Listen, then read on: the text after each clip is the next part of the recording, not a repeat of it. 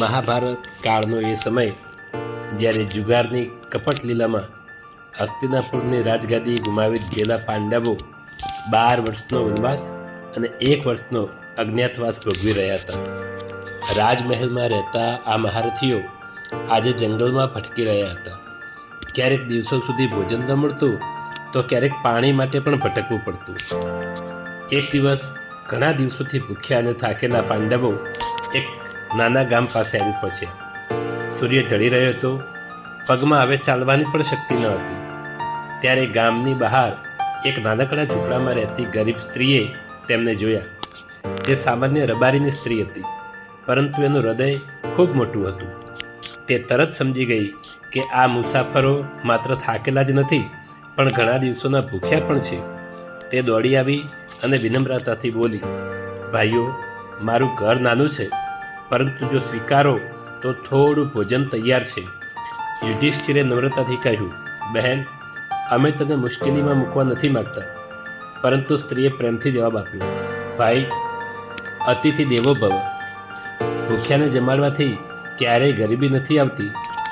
ઘરમાં માત્ર થોડો બાજરાનો લોટ, થોડું દૂધ અને થોડો છાશ હતા. તેણે પોતાના બાળકોનો હિસ્સો પણ કાઢીને પાંડવો માટે રોટલા બનાવ્યા. ભીમ ભૂખ્યો હતો, પણ જ્યારે તેણે જોયું કે બાળકો ખૂણામાં શાંતિથી બેઠા છે, ત્યારે તેનો હાથ અટકી ગયો. સ્ત્રીએ કહ્યું, ભાઈ, તમે જમશો તો જ મને સંતોષ થશે.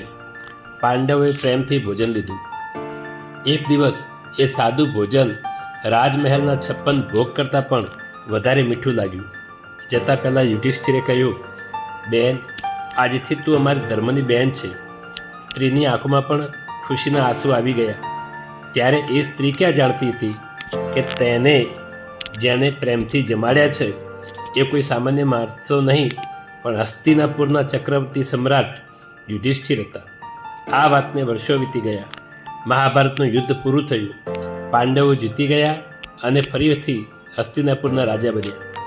એક દિવસ પાંડવોને ખબર પડી કે તેમની ધર્મની એ બહેનની દીકરીના લગ્ન છે, પરંતુ ગરીબી આજે પણ એ ઘરને વીંટાઈ રહી હતી.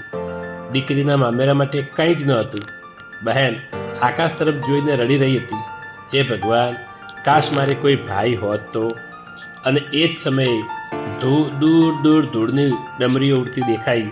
હાથીઓ, ઘોડાઓ, સોના ચાંદીથી ભરેલા રથો અને ના ગાડા અને રાજસી કાફલો ગામ તરફ આવી રહ્યો હતો. આગળ 5 મહાન યોદ્ધાઓ ઊભા હતા. પાંડવો આવ્યા હતા પોતાની ધર્મની બહેનનું મામેરું ભરવા. ગામ આખું આશ્ચર્યમાં પડી ગયું. ભીમ તો તરત બેન પાસે દોડી ગયો. બેન, એક દિવસ તે ભૂખ્યા પાંડવોને જમાડ્યા હતા. આજે ભાઈઓ પોતાની ફરજ નિભાવવા આવ્યા છે. બહેન રડી પડી. મને તો લાગ્યું કે તમે હવે રાજા બની ગયા છો, તો મને ક્યાંથી યાદ રાખશો? અર્જુન બોલ્યો, જે મુશ્કેલીમાં સાથ આપે છે તેને પાંડવો ક્યારેય ભૂલતા નથી. યુધિષ્ઠિરે દીકરીને આશીર્વાદ આપ્યા. નકુલ અને સહદેવે કિંમતી વસ્ત્રો અને આભૂષણો આપ્યા. અને કૃષ્ણ પણ આ બધું જોઈને દૂરથી હસી રહ્યા હતા. તો જોયું મિત્રો, ઘણીવાર લોહીના સંબંધ કરતાં લાગણીનો સંબંધ વધારે આગળ વધી જતો હોય છે. આભાર.